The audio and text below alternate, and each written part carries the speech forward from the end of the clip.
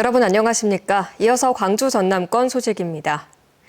강기정 광주시장은 광주 군공항 이전을 위한 대통령실 직속 임시조직 TF 구성이 취임 이후 첫 성과라고 밝혔습니다. 강 시장은 오늘 민선 8기 3주년 기자회견에서 이같이 말하며 이후 정부 결정에 따라 6자 TF에 참여할 구성원을 결정할 예정이라고 덧붙였습니다. 또 과제로는 복합 쇼핑몰 착공과 이에 따른 교통대책, 인공지능 2단계 사업 추진 등을 언급했습니다. 김산 무안군수가 정부 주도로 추진돼 광주 군공항 이전과 관련해 앞으로 TF 구성원으로 참여해 핵심 쟁점에 대한 군민 목소리를 적극적으로 대변하겠다고 강조했습니다. 김 군수는 어제 군민께 드리는 말씀이라는 제목의 입장문을 내고 토론회와 관련해 국민들에게 적지 않은 혼란과 오해가 있을 것으로 판단돼 분명한 입장을 전한다며 이같이 밝혔습니다.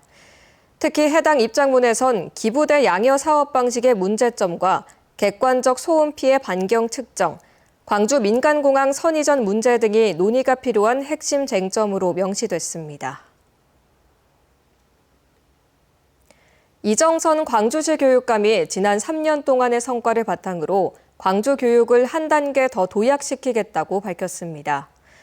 이 교육감은 오늘 취임 3주년 기자회견을 열고 새로 출범한 정부는 광주 교육에 큰 기회가 될 것이라며 대선 공약으로 제안했던 4대 정책 6개 과제가 국정관역에 반영되도록 최선을 다하겠다고 강조했습니다. 또 역사 평화통일 교육을 강화하고 인공지능 교육원과 종합스포츠센터 건립 등을 남은 임기 동안 적극적으로 추진하겠다고 덧붙였습니다. 호남고속도로 동광주 나들목에서 광산 나들목 구간을 확장하는 사업에 대해 광주시가 시예산을 사용할 수 없다는 입장을 내놓았습니다. 강기정 광주시장은 오늘 사업비 9천억 원을 정부와 광주시가 절반씩 내는 것에 부담을 호소하며 국비 중심으로 진행하도록 정부에 계속 요청하고 있다고 밝혔습니다.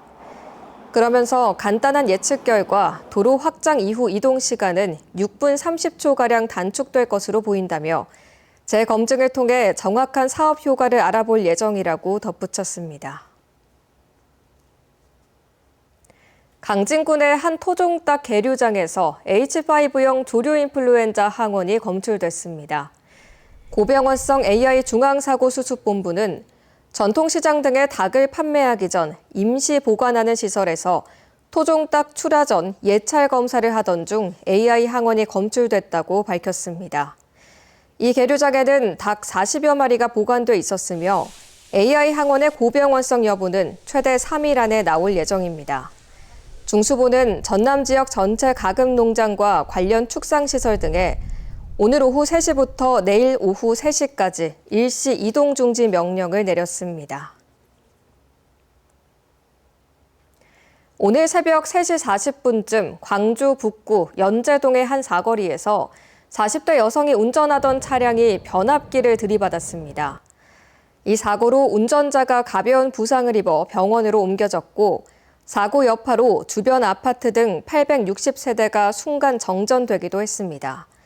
경찰 조사 결과 이 여성의 혈중 알코올 농도는 면허 취소 수준으로 만취 상태로 운전을 하다 사고를 낸 것으로 드러났습니다. 전남의 산불 위험 지역이 전국에서 3번째로 많은 것으로 나타났습니다. 전남연구원이 발표한 전남 산불 위험 지역 분석 및 피해 저감을 위한 정책 방향 보고서를 보면 인구 밀도와 침엽 수림과의 거리 등을 따져 지정된 전남 산불 위험 지역 면적은 17만 3천 헥타르로 강원과 경북에 이어 전국 3위로 나타났습니다. 산불 위험 지역에 사는 인구수는 도민 전체의 3.9%인 7만여 명으로 전남연구원은 불꽃 연기 감지 지능형 CCTV 보급 확대 등 불법 소각에 대응한 인프라와 감시 체계를 고도화해야 한다고 강조했습니다.